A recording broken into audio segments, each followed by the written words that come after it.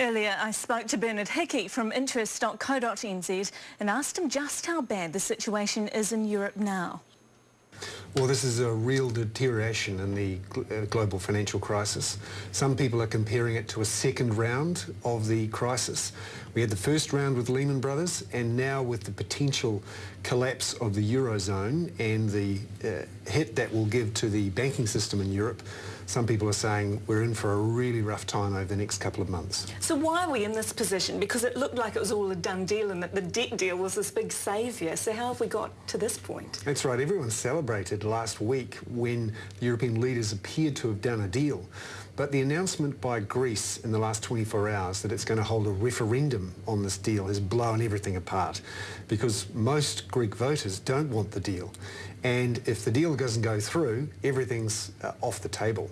And that means that the European banking system, which they thought they'd stabilised, may not be so stable anymore. And we're already seeing those ripples go through the global financial system. For example, in the last 2 days, a big brokerage in the United States has collapsed because of fears that it's exposed to European sovereign debt. And we're seeing big jumps in volatility in markets, falls in interest rates, but also substantial falls in stock markets. And people, which I guess is what you're touching on, are saying there could be that domino effect, that Portugal, Spain, Italy, even France could follow. Yeah, the big one to watch is Italy. It has more than €1 trillion in debt. It's one of the most indebted countries in the world, and their bond yields have been rising strongly in the last couple of days, up to unsustainable levels. It's a bit like if you've got a mortgage and your bank put up your interest rates to 10, 12%, you'd realise that you simply can't afford that.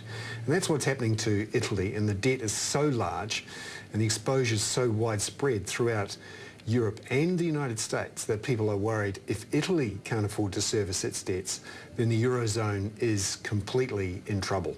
And that's what people are focused on right now. So it could be the end of the euro? Oh, people are openly talking about the potential breakup of the euro.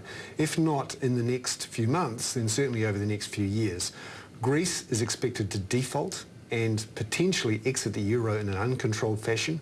That would cause many to question the long-term sustainability of Portugal inside the Eurozone, ultimately Italy and France. And if that happens, well, then the whole thing's off.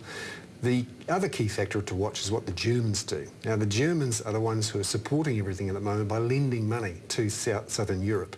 If they decide we've had enough of this, we're not going to bail out all these lazy Southern Europeans anymore, then in theory, Germany could exit the euro. And that's the big concern here, is that once one goes, the rest could follow. And in the past, I guess people haven't worried as debt because the economies keep growing, but that's not happening this time. So globally, have we worked ourselves into a bit of a hole or dug ourselves a hole? Yes, the only way you can solve a problem of too much debt and adding debt to it is to hope that your economies grow.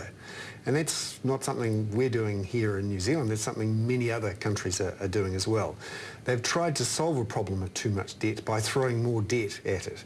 And that works, but only when you get economic growth. And unfortunately, over the last 3 to 4 years, growth rates, particularly in the developed world, have fallen and are likely to keep falling, according to many experts. And then you have a debt crunch here, where too much debt onto a slow-growing economy causes even more slow-growing economy. So you get into a debt spiral.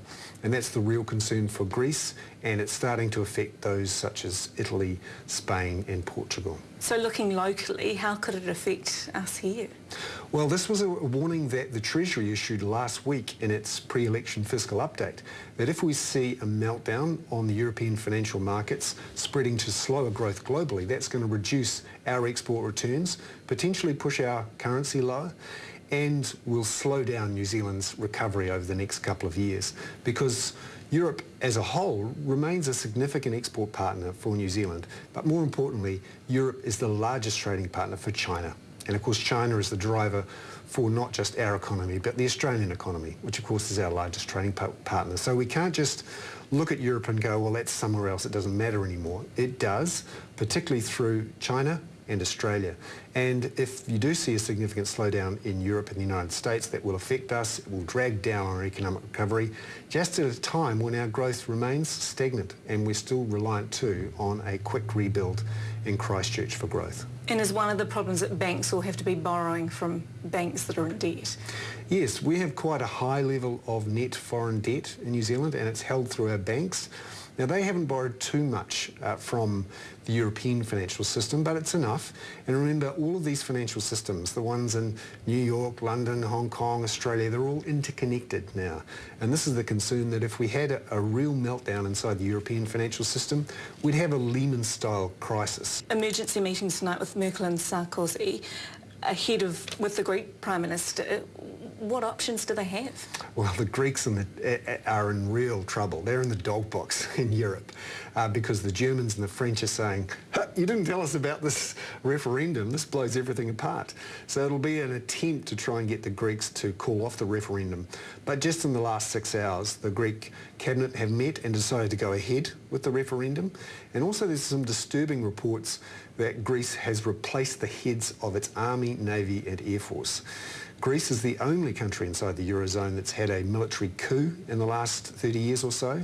And when you have enormous social disruption and these sorts of things happening on the fringes, we're in an ugly place, financially and politically inside Europe. And Sarkozy and Merkel will be doing everything they can to try and keep things under control ahead of a key summit on November the 3rd and 4th, where the G20 get together and come up with a solution. We're in for a rocky period in the next couple of months. That was Bernard Hickey from interest.co.nz.